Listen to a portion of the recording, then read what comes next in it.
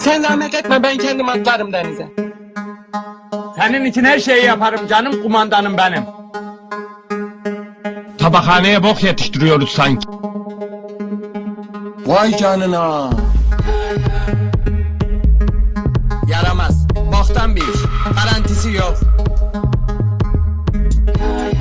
Ya buna da bir şey söylemeye gelmiyor, hemen sinirleniyor.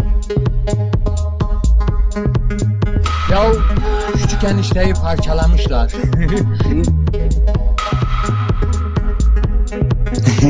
Ah canım kardeşim, hiç darılır mıyım sana?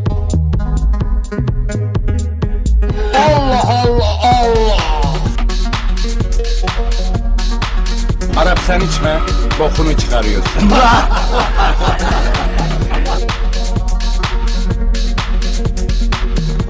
Aşk kalbimi yakan bir volkan gibidir. En sevdiğim tatlı kazan dibidir. Ay, dayanamayacağım. Bende o göz var mı baksana? Benimki niye ötekilerden eski? La sindikal. Ben de haram ya. Canım çok kabiliyetsiz herif bunlar. Çocuklar! Sakın gelmeyin.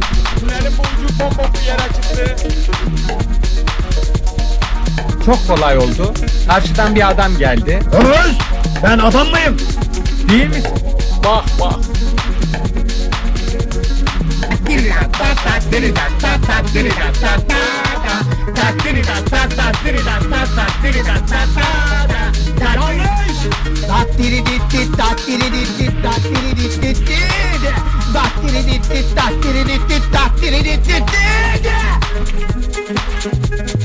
Dur kımıldama. Parolayı söyle.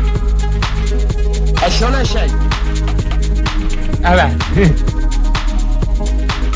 Evet, tencere yuvarlanmış. Seninki benden kara. Tam zamanını buldum. Gırtlağa kadar borcum var. Gündüz vakti bu kadar içilir mi ayılar? Hey Allah ya.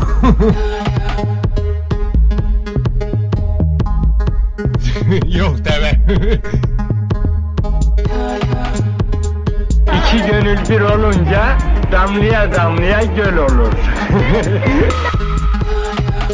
Islık! Islık! Herif geliyor!